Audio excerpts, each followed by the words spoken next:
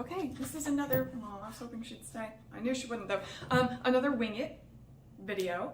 I have been meaning to make a video of this little book here that I read a bazillion years ago. It's a kid's book, but when I think about like things that impacted the way that I view the world, this book always comes to mind. And I'm just gonna read it to you. That's pretty much gonna be the video, and I will be looking at the book most of the time, so yeah, that's it. Okay, it's this book. It's called Zen Shorts by Jon J Muth, I think, M-U-T-H. I'm very not great at pronouncing things. I realized this recently. Yeah, that just is what it is. I don't know. Okay.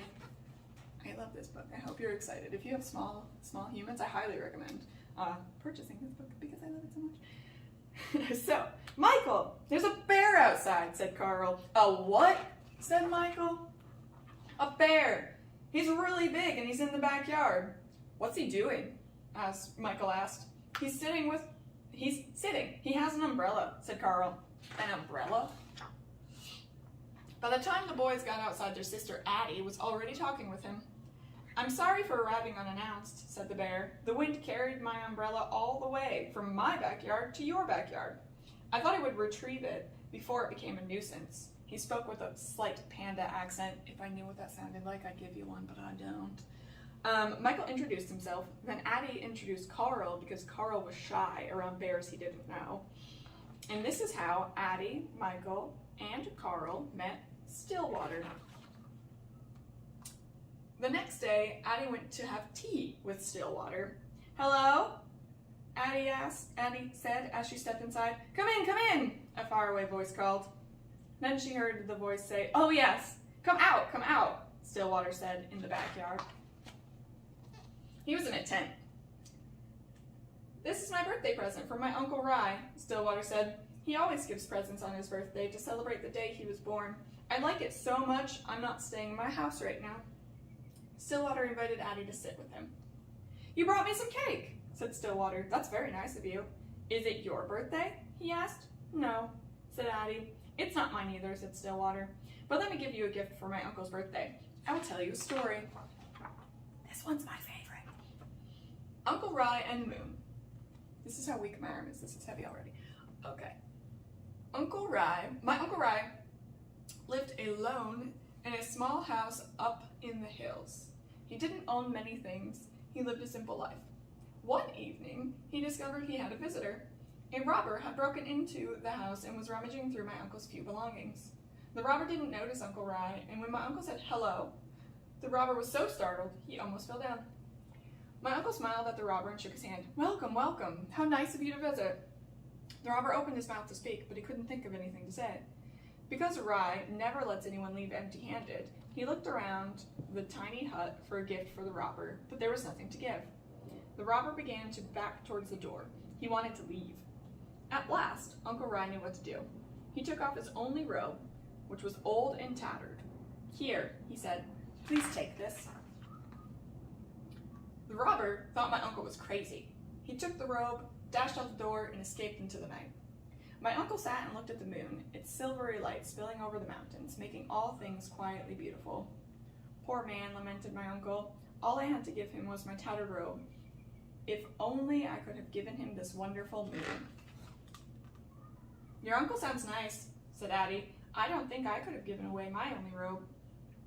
I know how it is, said Stillwater, but there's always the moon. That was a great story, said Addie. Thank you, said Stillwater, and this is good cake. Thanks, said Addie. I made it myself. The next day, Michael went to see Stillwater. Here I am, Stillwater called from the tree. Can I come up? Asked Michael. If you are careful, said Stillwater. What if we could fly? Said Michael. We could cast shadows on the clouds, said Stillwater. But what if we fell? Said Michael. If we fell, we might break something, said Stillwater. That would be bad, said Michael. Maybe, said Stillwater. Maybe? Asked Michael. The farmer's luck. There once was an old farmer who worked his crops for many years. One day, his horse ran away. Upon hearing the news, his neighbors came to visit. Such bad luck, they said sympathetically. Maybe, the farmer replied. The next morning, the horse returned, bringing with it 2 wild horses. Such good luck, the neighbors exclaimed. Maybe, replied the farmer. The following day, his son tried to ride one of the untamed horses and was thrown off and broke his leg. Again, the neighbors came to offer their sympathy on his misfortune. Such bad luck, they said. Maybe, answered the farmer. The day after that, military officials came to the village to draft young men into the army to fight in the war. Seeing that his son's leg was broken, they passed him by. Such good luck, cried the neighbors. Maybe, said the farmer. I get it, said Michael. Maybe good luck and bad luck are all mixed up. You never know what will happen next. Yes, Stillwater agreed. You never know. The day after that, Carl went to visit Stillwater. Michael said I couldn't bring over our stuff to go swimming. I'm mad at Michael. He's always telling me what to do, so I brought everything. Said Stillwater. It's a little pool. I don't know if all of those things will fit. Let's see, Carl said. Let's see, said Stillwater. Stillwater looked at the pool. The things can go swimming, but we can't, he said. I brought too much stuff, said Carl. That's okay, said Stillwater. I'll help you carry it home later. Why does Michael always have to tell me what to do? Carl said. If he were here, I would climb up really high. I would jump on him like this. And I'd do a big smash like this. Later, Carl and Stillwater had tea. Carl said, Stillwater, you spent the whole day being angry with Michael. Did you notice how much fun we had? Carl watched the steam rise from his cup. I'm sorry about all that stuff, said Carl. You don't need to be sorry, said Stillwater. Right now, you need to carry, hold on tight, and I will tell you a story. A heavy load. 2 traveling monks reached a town where there was a young woman waiting to step out of her sedan chair. I don't know if that's how you pronounce that word. The rains had made deep puddles, and she couldn't step across without spoiling her silken robes. She stood there, looking very cross and impatient. She was scolding her attendants. They had nowhere to place the packages they held for her, so they couldn't help her across the puddle. The younger monk noticed the woman, said nothing, and walked by. The older monk quickly picked her up and put her on his back, transported her across the water, and put her down on the other side. She didn't thank the older monk. She just shoved him out of the way and departed. As they continued on their way, the young monk was brooding and preoccupied. After several hours, unable to hold his silence, he spoke out.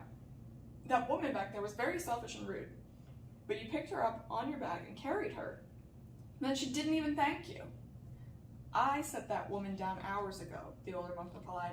Why are you still carrying her? Do you think you have carried it long?